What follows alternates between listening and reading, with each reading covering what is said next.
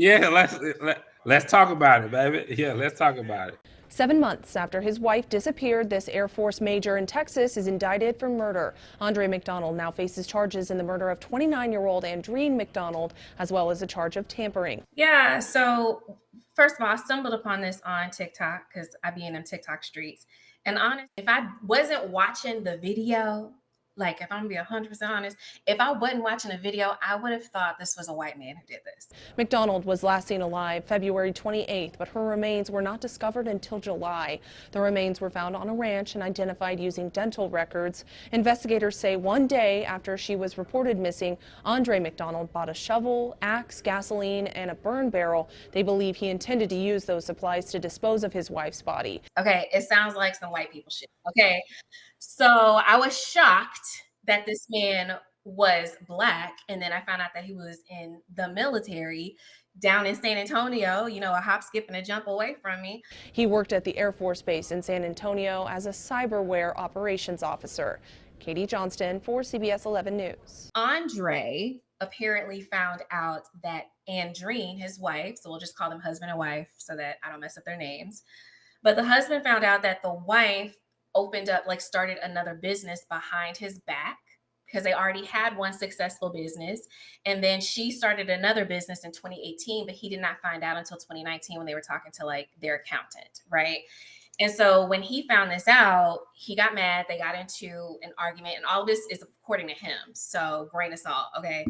They got into, yeah, allegedly, they got into an argument, a disagreement, and somehow it escalated into a physical altercation where to me it sounded like he said that she got into his personal space and he like headbutted her or something, and it seemed like to me he spirals from that point on. Like I don't want to go into details because it was hard for me to like listen to it and watch it because he testified, which is crazy. I would not think that somebody like that would testify at their own trial. He testified and he's describing the things that happened that he did to his wife, and he's straight faced, dead in the eyes, just saying it nonchalantly, like it's another fucking Tuesday. Like that was disturbing to me, most of all, besides the things that he did to her. But yeah, he messed her up so bad that, you know, she fell on the ground. I think he kicked her a couple of times, and he was like, he heard his daughter coming. So he left her there on the floor. She was still alive, went to go tend to his daughter.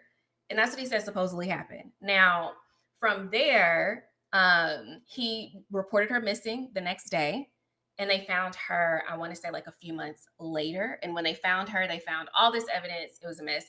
He brutalized her. So he buried this woman far away from their, like 6 miles or something away from their home. He took her clothes off so that he could burn her clothes. And it was also found that like he burned her. He tried to at least burn her body. And he also assaulted her corpse with a hammer. Like this man is absolutely deranged, disturbed. This is some crazy shit. Now words from Brother Marco. Lackland Air Force Base, man. Yeah, it's shocking, bro. It's and when Q sent me the video, you know, I was like what happened?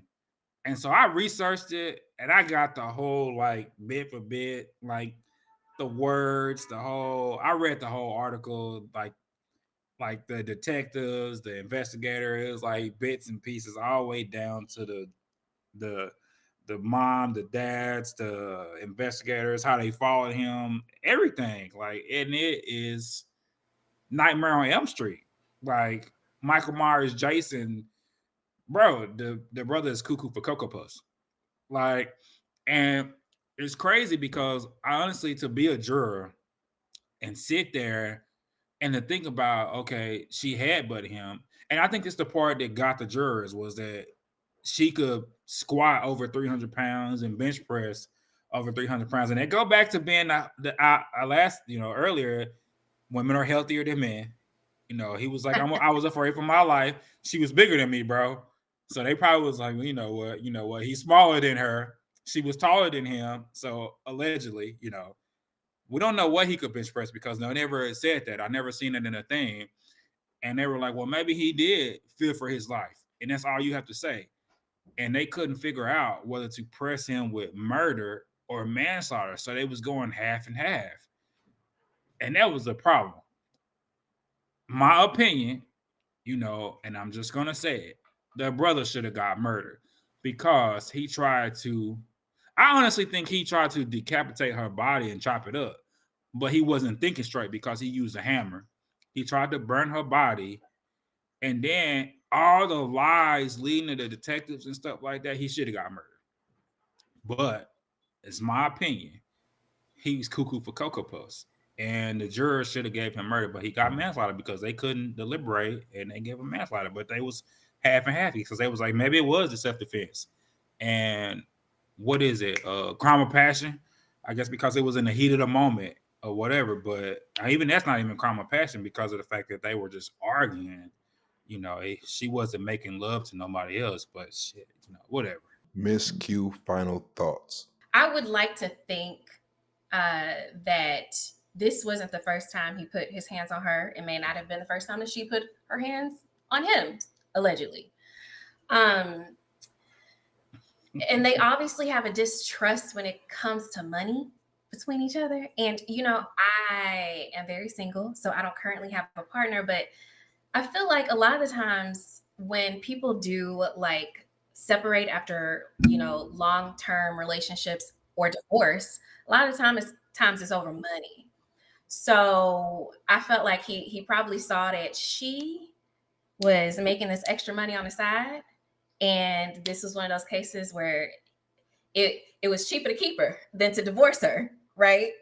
But yeah, to what could you do? I'm trying to think, like, as the woman, what could you do? Because like I said, that couldn't have been the first time that one or both of them got physical with each other, and it's hard to tell people to like leave their long-term partner, right? And as far as him, same thing. I mean, you know what? The whole thing is he just shouldn't have been crazy. He shouldn't have took it. And that's the other thing too. Reason why the fact that they chose the jury chose manslaughter over murder, like in my opinion, even if you don't look at how he dealt with her after he thought that she was dead, right, or after he killed her, like all the things that he did to her body to like desecrate her body, but like her supposedly headbutting him, the amount of violence that she did to him was completely out of line, out of sync with out of non-proportional to the violence that he did to her. Okay. Mm-hmm. Like it was like just as an example, it's like she shoved him and he beat the shit out of her, right? That is disproportionate, I think. So I don't know what they could have done to prevent it, but he obviously needed some mental health assistance, because that's just crazy. That's just crazy. He didn't trust her and she didn't trust him because she was hiding secrets from him and he was looking through her WhatsApp. How did he get there? How did he get to the point where he was looking through her WhatsApp? And I'll tell you, like I'm too lazy to be nosy. Okay, I'm not gonna be looking through nobody's phone. Okay, the one time that I did, okay, I'm gonna get a little story time. The one time that I did look through, my partner's phone was I needed to pay a bill. The bill was in his name. I needed to get an email that they sent to him, right? Because it was in his name on his email account. He gave me his phone to look through his email, and there was pictures in there of women that were not me. Okay. If you go looking, you're going to find something on purpose, right? But like if I had not needed to look through his phone, I wouldn't have known any of that. You know what I'm saying? There's trust issues, money issues. Like they should have probably left each other a long time ago, a very long time ago.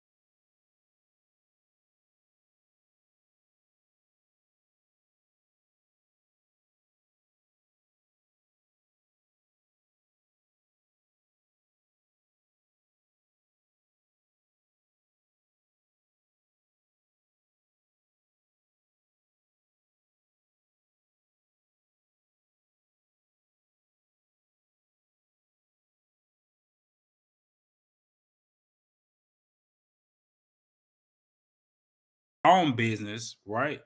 I think she was already trying to find a way out. You know what I'm saying? She was trying to create money that he couldn't trace or find, whatever, to get her way out. And if she was doing it on a WhatsApp instead of her text message, she was also doing it on an app that she didn't expect him to go to just to go look, right? To go find. So it was like she said, it was already trust issues, right? In a marriage, if you want your marriage to work, jealousy and envy or envy is hate and love at the same time, right? You hate somebody, but you also love them. That's envy. I don't think people understand that, right? So he envied her some. Hold on, say it again, brother. Wait.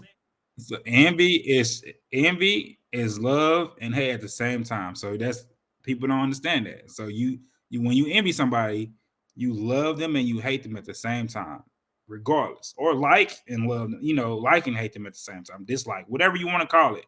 There's some kind of way that you got to put them two together. You either don't like them and like them at the same time. There's envy. You love them and you hate them at the same time. It's envy. You envy somebody. That's what it is, right? And that aspect, they had to figure out a way to get through that, right?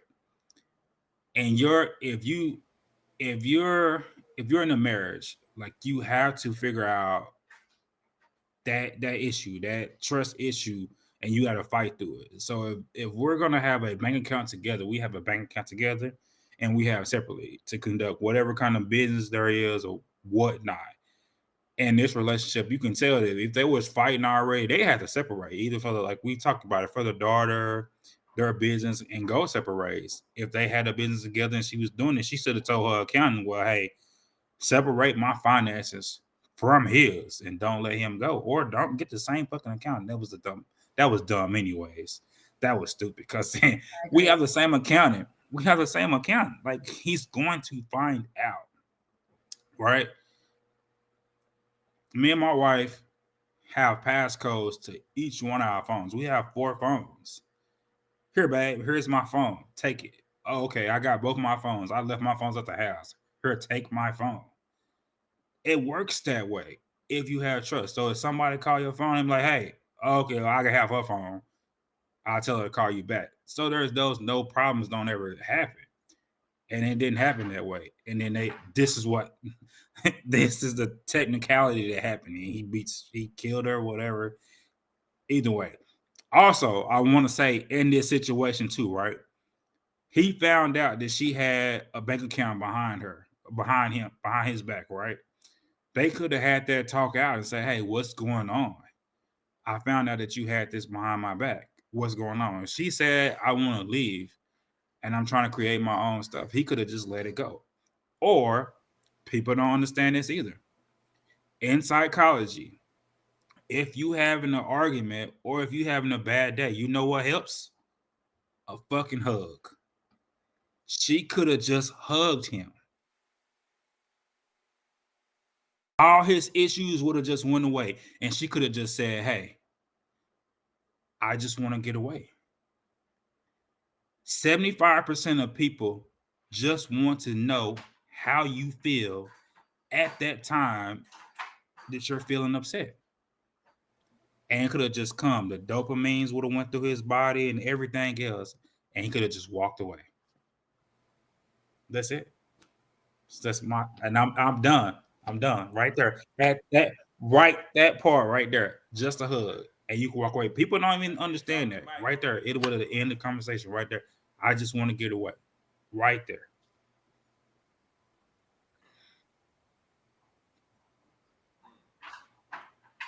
Beautifully delivered, my brother and sister. I like how y'all did that.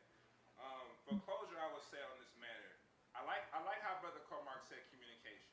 But when we communicate, it's also good to comprehend. And to comprehend is to get the best results is to understand.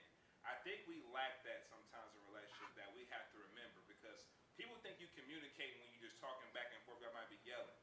But if you ain't comprehend what a person actually saying, to understand, how do you make progress to make it better? And just like we discussed with the J. Cole short takes on the way, Anti Network. But J. Cole had a clip that was going around, pretty much saying you have to Love again. learn how Yeah, to, date over and over right, date again, again, so you can learn make how to be in love. rekindle your love over and over again Again, okay, once you stop loving each other. right.